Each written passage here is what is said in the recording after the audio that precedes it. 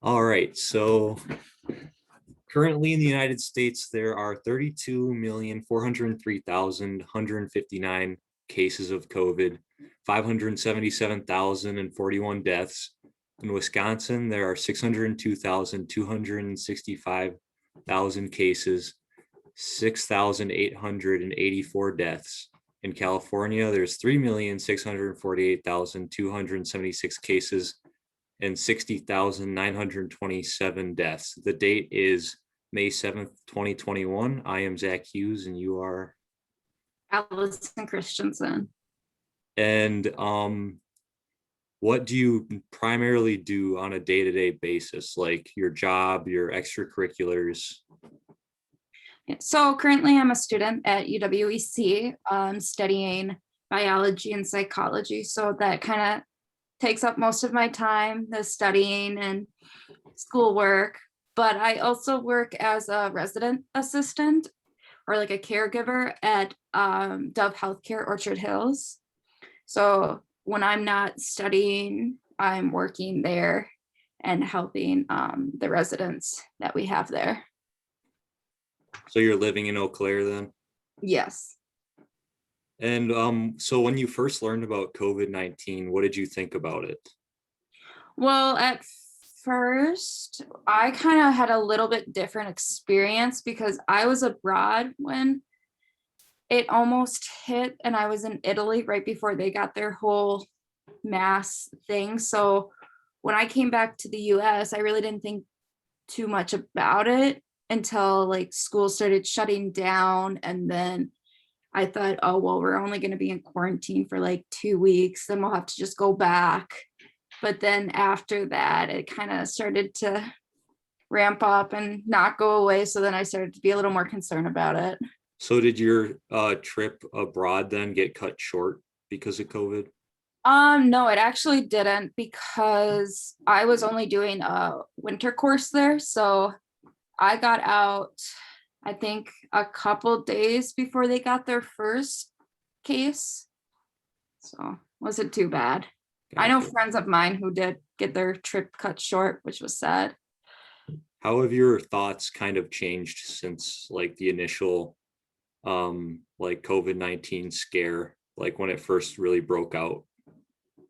I would say when it first really broke out and I was more concerned with it, I was more cautious about my like face mask and all that kind of stuff, like washing my hands. Now that we've been living with it for like a year almost, or more than a year, my attitude has kind of been a little more lenient, which is probably not the best.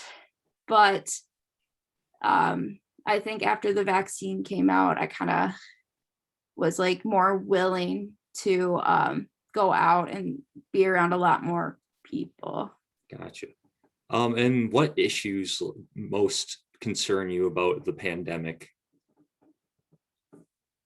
Um, I would say just from working with like the elderly population at my job, I would say the kind of death toll with them because it's like it's a lot. And then also what else I'm concerned about is like their mental health and their mental well-being because they were in isolation for a whole year until at least we started opening up and having families come in. So I feel like after the aftermath of this like pandemic is gonna take a toll on their mental health. And I personally saw a lot of residents go through a lot more depression Mhm. and anxiety without being able to see their family members.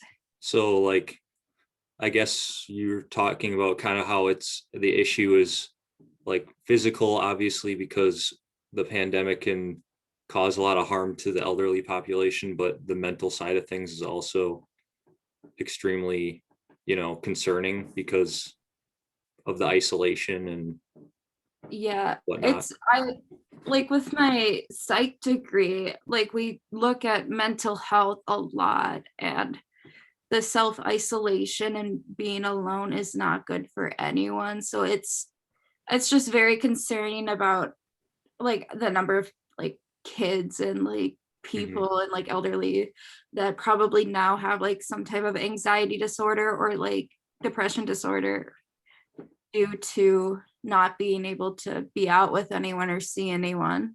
Hmm. And I guess you kind of touched on this already, but how has COVID affected your job?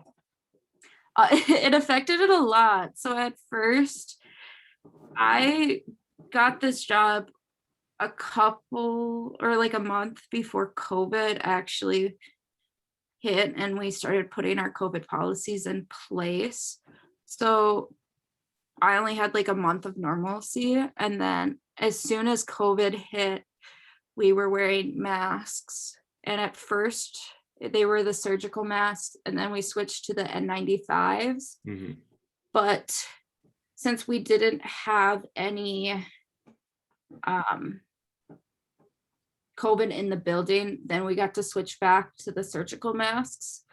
And during the majority of it, none of our residents could eat together. They all had to be at a table alone and eat alone.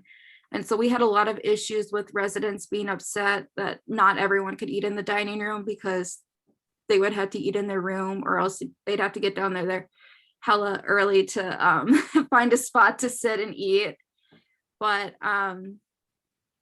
then towards like the end of the summer, early like fall, we got these face like plastic face things that you see at like all the grocery stores and like stores like that. And then we were able to sit them 2 by 2. And then we were having visitations, but they had to be outside and they had to be like the social distancing 6 feet apart. I'm pretty sure that it was farther than that. And then we finally got COVID in the building about November. So after that, all the residents had to stay in their room and they weren't allowed to get out or like come out at any cost.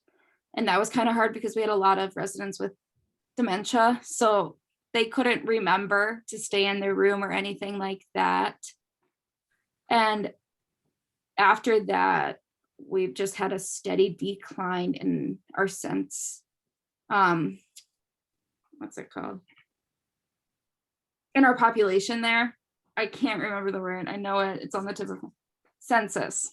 That's what it is. Gotcha. Because we had, I think it was 5 or 6 people pass away from COVID. So that was kind of hard.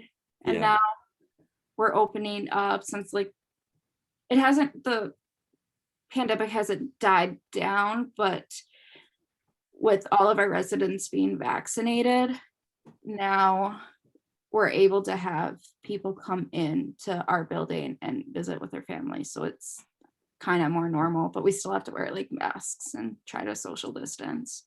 Was what for the residents, was vaccination mandatory or was it optional?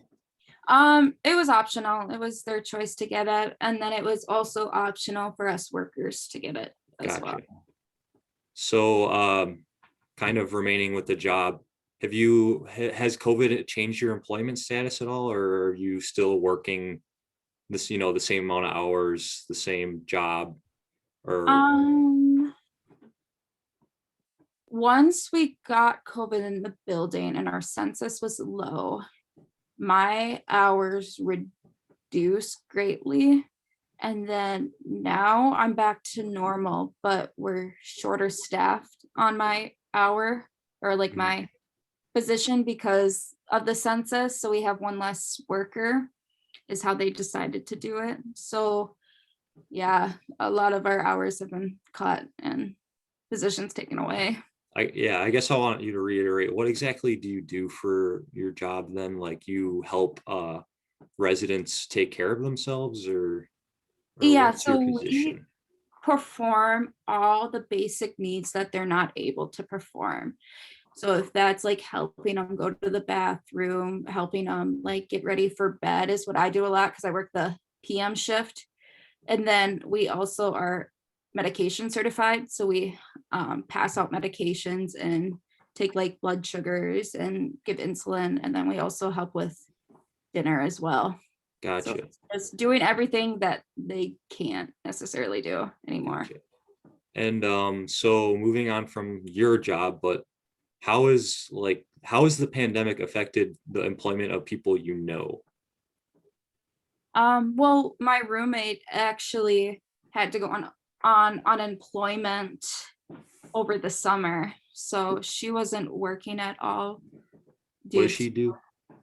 she works at Sacred Heart as a CNA there, Gotcha. and they had to close down all their elective surgeries, so she wasn't able to work there because they had to put her on unemployment because they Gotcha. didn't have anyone in the building. Did she receive any sort of like compensation when she was unemployed or? Just the regular unemployment checks that. Gotcha. Okay, so moving on to like family and household, how has COVID-19 affected you and your family's day-to-day activities? Well, I don't see my family too often, and I was very cautious at first of going home because I Mhm. was nervous about like spreading it if I did have it and I didn't know. And my mom also works in healthcare, so she was kind of cautious too because like she works in healthcare and Mhm. stuff. But I wouldn't say I went home a whole lot. I wouldn't say I went home less than usual because I'm not a homebody, so I don't really go home that often. Is anyone in your family immunocompromised or? No. Gotcha.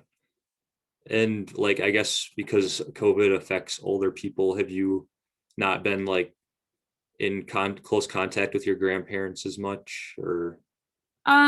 At first, whenever I did go home, we would wear masks in the house and we'd try to social distance. My grandma's not very keen on the social distancing. And then my parents also offered to go like grocery shopping and like Mhm. shopping in general for them, like Walmart shopping and whatever. Mhm. But I think once it got to like fall, by then we really didn't adhere to a lot of the measures.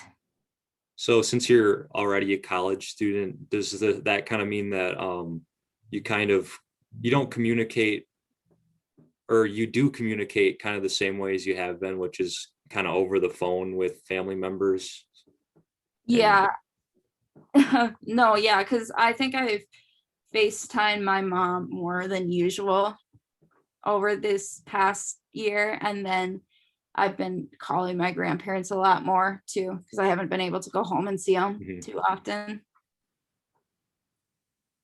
All right. So I guess moving on, what have been the biggest challenges that you yourself have faced during the pandemic? Um, I think it's almost kind of struggling with like boredom. Hmm. And since there's not a lot of things that I used to do are like open and like kind of acceptable to do, I've been struggling a lot with like keeping myself entertained and trying to find like different hobbies around the house to do. Hmm. And I've like tried to start like cooking a lot more again. I think everyone started making like sourdough bread at one point, and I think I kind of got on that trend a little. And yeah, I think it's just been struggling with like the isolation and the loneliness has like been the biggest issue. How about school related challenges? Like, do you prefer classes online or do you want to be back in class or what do you feel about that?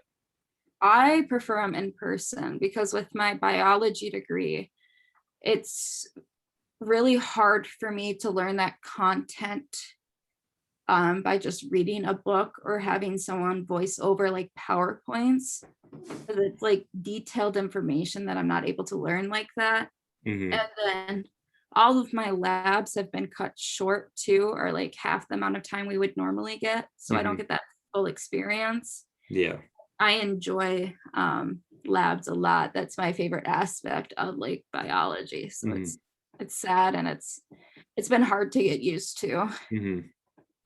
Um, so how are the people around you responding to the pandemic? Like your roommates or people that you associate with? I feel like my roommates and I are very similar in how we responded. I know one of my roommates is a little more cautious of the whole pandemic. When she's had friends over, they've came over with like masks on and Mhm. stuff like that. So other than that, we're all pretty similar. One of my roommates is actually on the track team, so she gets tested like twice a week. So we would kind of know if anyone had COVID in our house Mhm. because she's getting tested so frequently. So I think that kind of puts all of us at ease a little, Yeah. knowing that if we were to get it, we'd know right away almost. Have you seen people around you change their opinions like on the overall pandemic as it has gone on, or have they stuck to their, guns when it originally hit? Um, Kinda. If I could give an example of like my dad at first, he was very this is dumb, why do we have to do this? But now I think as like my mom and my sister and I, we've kind of like educated him on like you don't necessarily have to do this for yourself, but you're kind of like wearing a mask, social distancing for others, Hmm. and kind of just opening his eyes on it's not just an individual thing, it's more of a community, like society, like you're Hmm. just kind of doing it because it's good for like the um public health. And regarding like self-isolation and flattening the curve, have you been taking that seriously yourself? Have you been isolating if ever exposed? Have you been making sure to wear a mask? Yeah, so whenever I go out in like public indoor spaces, I usually always wear a mask. If I ever have had a scare, I usually go get tested right away and then try to stay in my house or like even try to stay in my room. But our house has been very lucky. We haven't had really that many COVID scares. I had one at the beginning of September, but it just turned out to be the stomach flu. So other than that, everyone in the house has been a-okay, like perfect immune responses, I guess. So then have you or anyone you know gotten COVID, or um what has been your like overall experience then with that? Yeah, I've known people that have like gotten COVID. A few friends have gotten it. None of my family members have really gotten it. It's all just been um friends here and there. Did they get pretty sick then, or was it a fairly mild case? Well, my future roommate, she was, I guess she was saying she was like sick as a dog, like very like out of breath and very tired. And Mhm. then my friend from home, she had gotten it late August and she said that she had just had a headache all day and was very tired. Mhm. So when she was like isolating, she just slept for like a week straight almost until she started feeling better that Mhm. second week. And then moving on to the vaccine. So do you or anyone you know have they had concerns about the vaccine, or have they more or less gotten it straight away when they were able to without any concerns?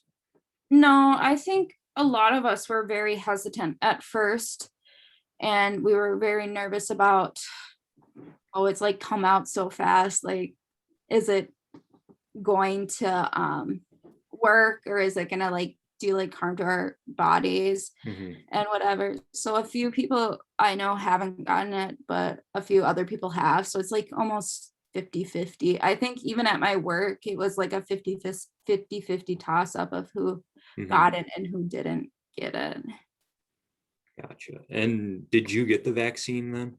Yeah, I got it as soon as it was available to me. I had like talked it over with my mom and we were both like, yeah, might as well. Hmm. And did you have like bad side effects from the vaccine? Once I got my first dose, my arm just hurt a lot. Like it was really hard to like lift it and stuff. So it wasn't honestly that bad after I get the first one. Hmm. But once I got the second shot, the next day I had like a fever and I had chills and I was just kind of like down and out for like 24 Hmm. hours. And then the next day after that, I was fine.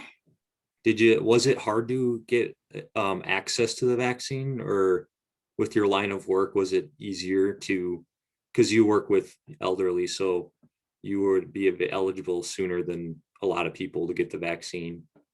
Yeah, so since I technically work at an assisted living, we were like second after like the first responders and like CNAs and like Hmm.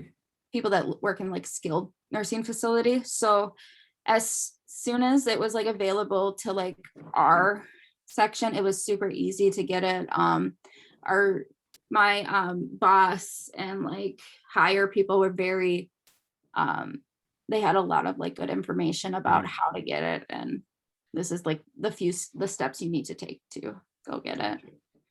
And moving on to like just larger picture things, what have been your primary sources of news during the pandemic? I've been listening to NPR a lot for my source of news, just because with my research of news station, they're the most neutral tone. Is Not that a podcast then, or? yeah, it's um NPR. It stands for something. I think it's National Public Radio or something like Gotcha. that. Something like that. Yeah. And then, so have you kind of um, used NPR the whole time over the course of the pandemic, or have you switched news sources at all? No, I've used that just because I find that most reliable, and I Gotcha. I sometimes use like ABC or NBC, but it's mainly just Mhm. NPR. And what do you think are important issues that the media is not covering with the pandemic? Or do you think there are any important issues that the media is not covering? I would say um mental health, I think, should be covered a lot more. Hmm. Um I guess if I'm honest, I don't know really too much of what they are covering and what they're not covering. Hmm. So I think honestly it should be less about like political sides of it. Like this Democrat didn't want this, this Republican wants this. I think Hmm. it should be more factual based and more looking at the hard evidence and saying, okay, so like this is what we know, and then this is what we should do to mitigate the Hmm. pandemic. So I guess kind of going off of that with the government, have your like municipal leaders and government officials in your community, how have they responded to the outbreak? I thought back home, because I live in my hometown is in Minnesota.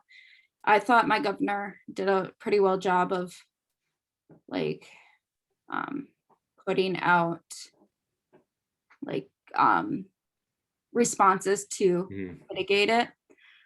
I thought he did a really good job in trying to address the um, state as a whole. I Mhm. listened to a couple of his like press conferences on like my drives home or like just like chilling in my room, and I thought he was very well spoken Mhm. and was able to answer his questions fairly easily. I don't know too much about how the Wisconsin governor um, responded really, because I don't know. I just for some reason I just listen to a lot of like the Minnesota stuff just because I think it's just hometown and I'm concerned Yeah. about like my family and stuff. Mhm. So then, do you have any thoughts on how local, state, or federal leaders are responding to the crisis differently? Or, we saw like we saw a switch from Trump to Biden over the course of the pandemic.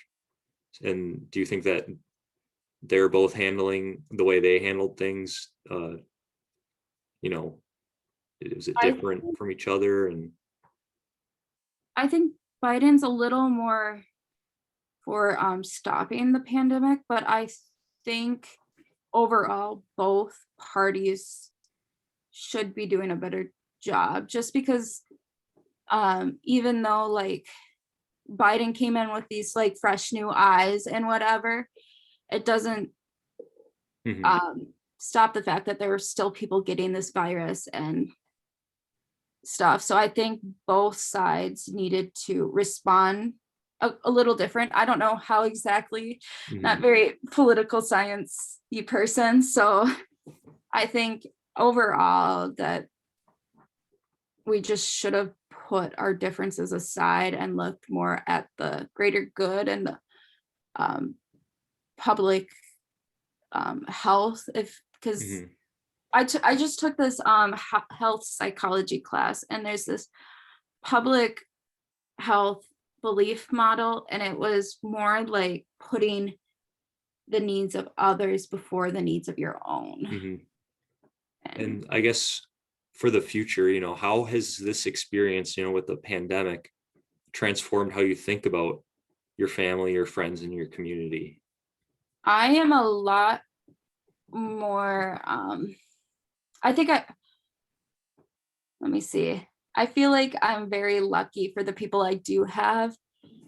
And I think the pandemic has just only like furthered and strengthened some of my relationships, just because I don't want to lose anyone. And I Mhm, think the pandemic kind of scared me, like, especially like with my grandparents. I kind of thought about them quite often. And I was like, I don't want them to get like be hospitalized due to this virus. So I think if anything, it's just strengthened my relationships and had me reach out a lot more, because if I can't see them in person as often, I mhm, at least want to be able to FaceTime or video chat with them just to mhm. make sure we're still tight and friends.